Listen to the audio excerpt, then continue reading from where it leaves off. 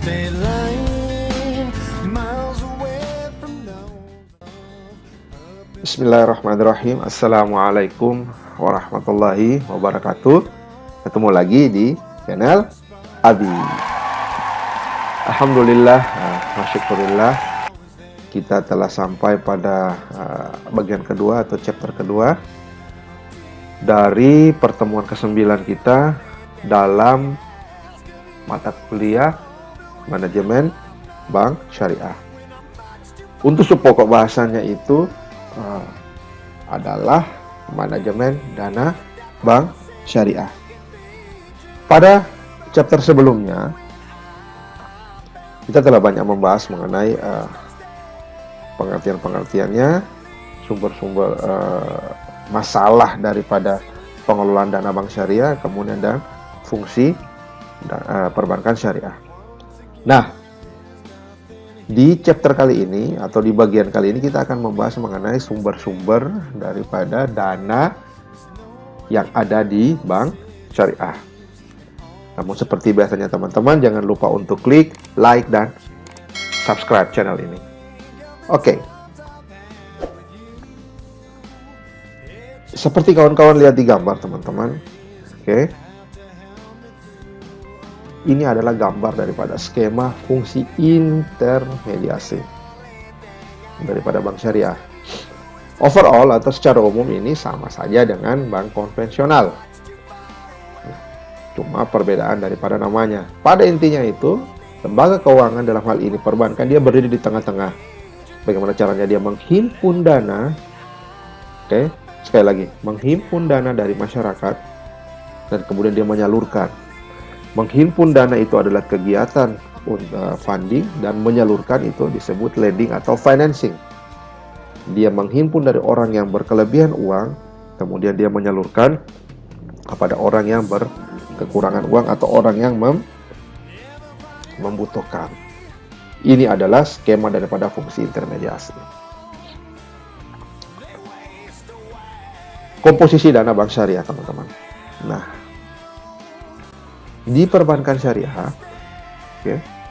komposisi dana seperti yang kawan-kawan lihat di layar. Yang pertama adalah namanya modal inti atau dana pertama. Itu berasal dari mana teman-teman? Berasal dari modal yang di-store oleh pemilik. Kemudian dari cadangan yang kita sudah bahasakan di chapter sebelumnya. Cadangan ini adalah sifatnya untuk berjaga-jaga. Kalau modal itu kurang, maka diambil dari cadangan. Setelah itu sumbernya dari mana? Dari laba ditahan. Laba ditahan maksudnya ini adalah keuntungan periode sebelumnya yang tidak dibagikan kepada dividen. Dividen lagi. Tidak laba atau keuntungan dari periode sebelumnya yang tidak dibagi dalam bentuk dividen kepada pemilik dana. Itu kita simpan. Jadi tidak semuanya itu dibagi. Ini adalah merupakan modal inti. Kemudian ada yang sifatnya mudharabah teman-teman. Ya. Berupa tabungan dan berupa deposito. Itu sifatnya mudharabah. Kemudian ada yang sifatnya titipan saja. Itu berupa tabungan atau girowadiyah. Kalau titipan itu pure atau murni hanya disimpan saja. Tetapi ada juga titipan yang digunakan untuk kemaslahatan umat. Ada namanya wadiyah amanah dan wadiyah damanah. Oke, kita lanjut. Yang pertama, modal inti atau core capital. Itu berasal dari para pemegang saham. Nah, yang berasal dari para pemegang saham itu adalah modal yang disetor. Kemudian cadangan. Laba bank yang tidak dibagi dan tidak disisikan untuk mengcover risiko kerugian. Nah, dan laba ditahan. Nah, seperti yang saya sudah bahasakan di slide sebelumnya bahwa modal inti adalah pertama modal yang disetor pemegang saham. Jadi ketika dia menyetor tambahan modal, maka dia adalah pemilik perusahaan karena dia adalah pemegang saham. Kemudian cadangan itu adalah laba bank yang tidak dibagi, yang disisihkan untuk mengcover risiko kerugian di kemudian hari. Begitupun juga laba ditahan, sebagian laba karena sebagian kan, karena sebagian lagi itu dibagi, oke, kepada pemilik saham ini, pemilik modal ini, adalah laba ditahan. Yang kedua adalah kuasi ekuitas atau dana-dana yang tercatat dalam rekening bagi hasil.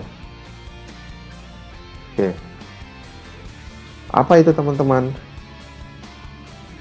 Melakukan suatu usaha bersama dan pemilik dana tidak boleh mencampuri pengelolaan bisnis sehari-hari. Oke. Itu disebut mudharabah mutlakah. Jadi dana-dana ini itu murni diamanahkan oleh pihak pemilik dana, dan mereka hanya tahu dana tersebut diinvestasikan, dioperasionalkan sesuai dengan syariah, sistem syariah. Nanti mereka hanya dapat ketika akhir tahun atau akhir bulan. Itu disebut mudharabah mutlakah. Keuntungan yang diperoleh dibagi dengan perbandingan nisbah yang telah disepakati sebelumnya. Mohon maaf, saya lagi flu.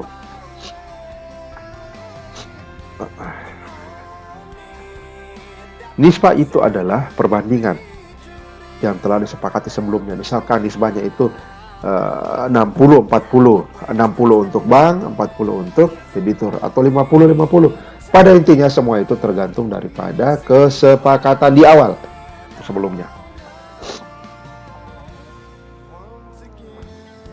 Yang ketiga adalah titipan. Titipan itu berupa rekening giro wadiah, berupa tabungan wadiah. Nah, rekening giro wadiah dan tabungan wadiah ini teman-teman, itu bank wajib menjamin, pembayaran kembali. Karena kenapa? Sifatnya hanya adalah titipan, teman-teman. Ya namanya dititip, dikasih 10, ya kembali harus juga 10. Karena dia tidak mendapatkan bagi hasil. Menggunakan prinsip wadiyah yad damana. Harus menjamin. Karena ada namanya wadiyah yad amanah, ada namanya yad damana. Untuk titipan atau wadiah ini dia tidak mendapatkan bagi hasil. Saya sudah singgung tadi. Bonus boleh, namun tidak dijanjikan. Itu adalah prinsip daripada titipan. Bonus tidak dijanjikan, namun dia boleh. Kalau ada ya diberikan, kalau tidak ya tidak. Namun satu yang pasti, dia tidak mendapatkan bagi hasil. Baik teman-teman, kita sudah sampai di slide terakhir daripada bagian kedua materi kita. Saya harap kawan-kawan bisa memahami materi mengenai sumber-sumber dan abang tadi, bisa dipelajari sehingga bisa menambah hasanah wawasan keilmuan teman-teman. Kita masih punya satu chapter lagi, insya Allah saya akan jelaskan. Sampai ketemu di materi selanjutnya. Billahi taufiq wal hidayah. Wassalamualaikum warahmatullahi wabarakatuh.